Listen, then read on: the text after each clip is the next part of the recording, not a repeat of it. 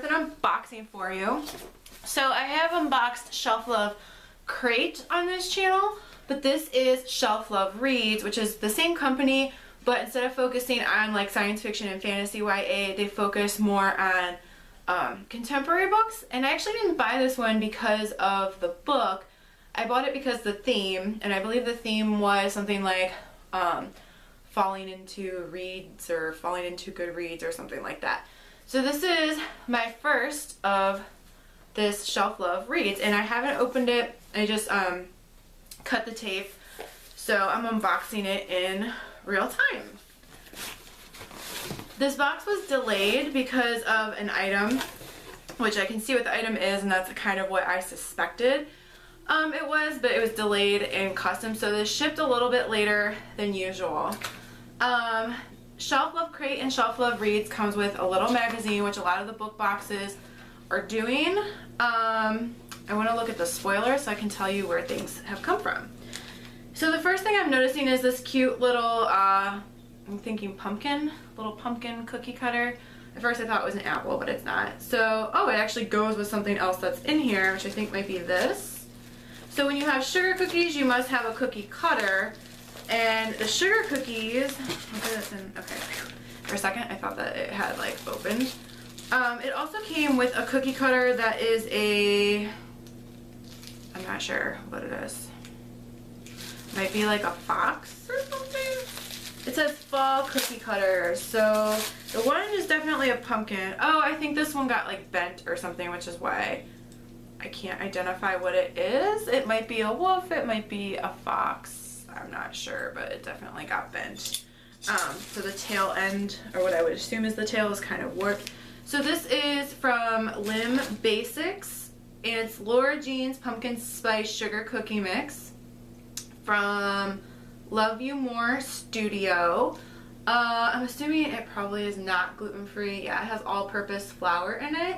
So I'll probably re-gift it. Once in a while I've been indulging in gluten, but for the most part gluten and I don't get along, and I've only had it a couple times recently in the last 5 years, and I don't know. That's a super cute idea though, especially with the pumpkin cookie cutter. So let's see what else. There is a wearable in here. Fingerless gloves. They're not by anyone specific, so that's kind of fun. I am a fan of, sorry, it's crinkling really loud. I am a fan of fingerless gloves, just style-wise, but in general as well. So these are pretty cute. Let me see if I can, yeah, the colors kind of fall and mustardy, so fingerless gloves are fun. I'll have to figure out what coat I want to stick them in the pockets of, because I always stick my gloves in the pockets of the coat that I'm wearing.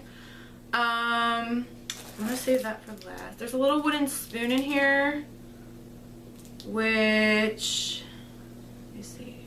Yeah, okay. I think the book, like this, not bookmark, there is a bookmark in here, but, so this is just something, it says just a spoonful of sugar on it, and it goes with the cookie cutter mix. Actually, that's a really cute thing to re-gift to somebody, or like if there's a secret Santa or something like that. Like, I think I might save it for that. So that's pretty cute. I don't know if you can see what it says or not, but very cute.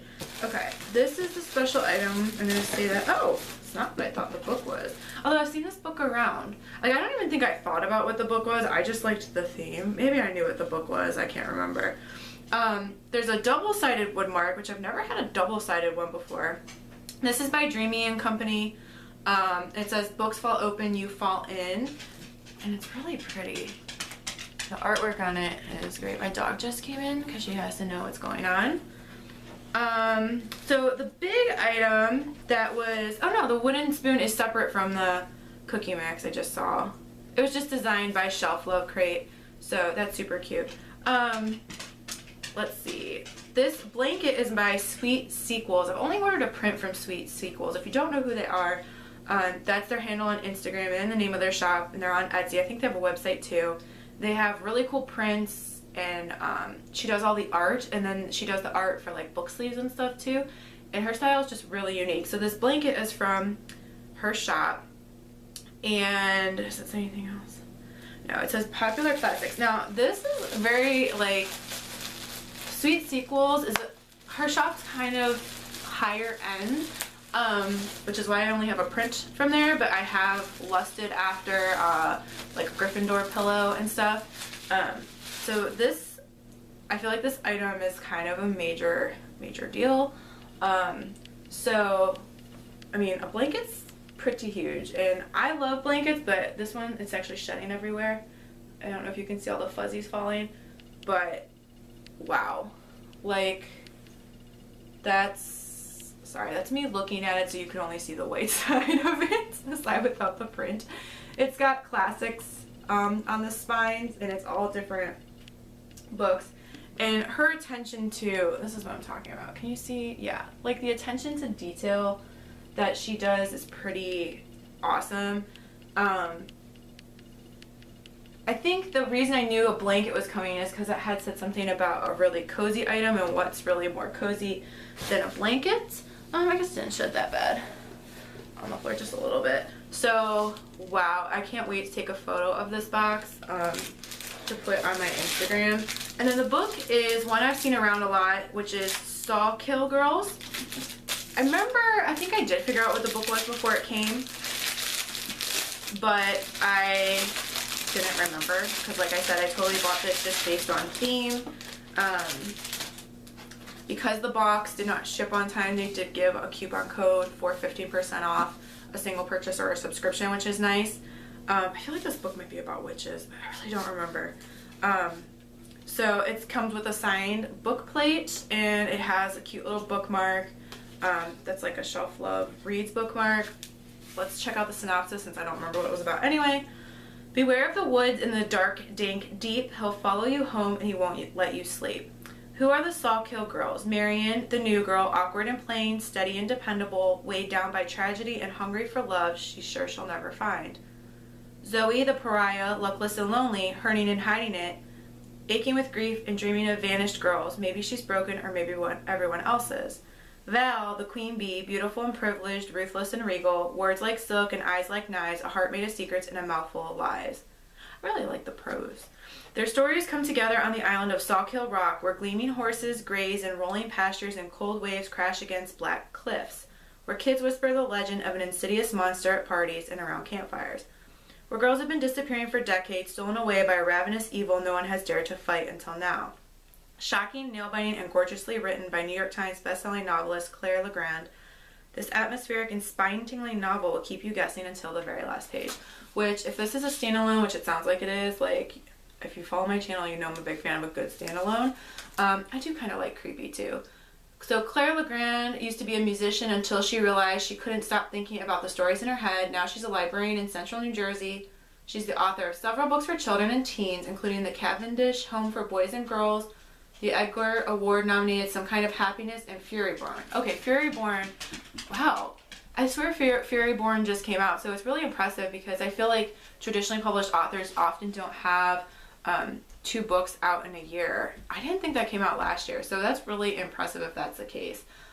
You can follow her on Twitter and at her website, so that's pretty cool. Oh, let's check out and see if there's anything. It's just a navy naked cover, so nothing crazy. Dog's back, and she's sniffing that cookie mix.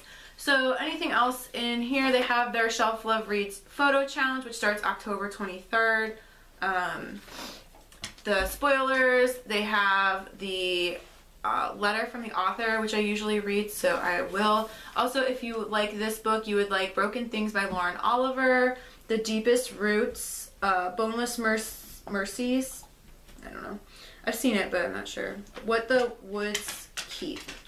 On the back is their spoiler, like a vendor reveal for a November box, which has to do with NaNoWriMo. It's NaNoWriMo and writing themed. Real quick before I finish, I'll read the letter, which is what I usually do. It's been a while since I've done an unboxing. Dear Shelflove readers, I'm so excited for you to read my latest book, Sawkill Girls. This was a story that came to me slowly in pieces over the years. I knew I wanted to write a book set on an island. First of all, islands fascinate me. The sense of isolation, unique culture that develops away from the mainland, the loneliness and strangeness of existing, well, completely surrounded by water. Side note, if you like island stories or standalone reads and kind of like, not really spooky, but I don't even want to say metaphysical. I guess I would say metaphysical and kind of spooky. Check out The Wicked Deep. That was an excellent standalone that I read earlier this year, and I've been struggling with my reading this year. I had also heard of a horrific and tragic Slenderman stabbing and was intrigued by the idea of an urban legend, a figure of local folklore so terrifying and compelling that it would elicit a sense of obsession and even fanaticism along its devotees. Do we tell stories about monsters because they're powerful, or are they powerful because our stories give them that power? Most importantly, I want to write a book about girls supporting girls and the different kinds of complex, extraordinary love that develops between girls. Platonic love, romantic love, and love that comes from the shared experience of growing up girl in a world that is seldom kind to girls, the love of sisterhood. In many ways, this book is an ode to the many incredible women who populate my life, who give me love and support, and upon whom I depend for strength and guidance. It's an ode to the power of girlhood, and it's also about a warning to the world. Do not underestimate girls and not come between a girl and her sisters. The three narrators of Sawkill Girls, Marion, Zoe, and Val, are fighting a monster, yes, but more than that, they're fighting the man-made rules that have been engineered to diminish them. They're forming a sisterhood and turning their fear into power. I hope you love meeting Marion, Zoe, and Val as much as I enjoyed writing them, and I hope that after reading their story, you're able to look inside yourself a little more easily and see and love the power you yourself carry, which is a good message. So, kind of cool. Like, the cover is really awesome because it's matte finish as well. You know, now I'm thinking about it, I think the attention to detail in this was a little more involved than first meets the eye. Like, these mustard colored gloves, I was just like, oh, it's a fall color, but they also match the cover of the book. I'm not sure if that was done on purpose, but everything in the here like kind of matches each other and is like super coordinated.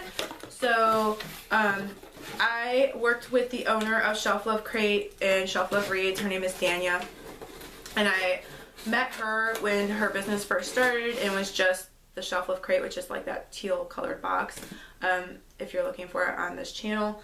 And I was a candle vendor in one of her first boxes, and we've talked periodically still, but she's way busier than my shop is. And I know that she's now doing her boxes full time, and she has a few employees, and I think it's pretty miraculous. So if you're looking to support a small business that's run by a kind, generous woman, and not just because you are into the items in this box, but you want to support a great human being, and you want to support, like I said, a small business run by a woman, then I suggest you check out Shelflove Reads and Shelflove Crate, depending on whether you like the contemporary or are more into like the sci-fi. Although this is probably why I'm not really into contemporary too much, but this book was enough that I liked the theme, and the book isn't contemporary really. And I know this first box launched with Christmas last year, I think.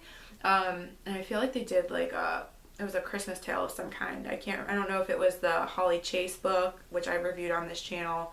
I think they might have done that, and then maybe enclosed like an actual copy of A Christmas Carol as well.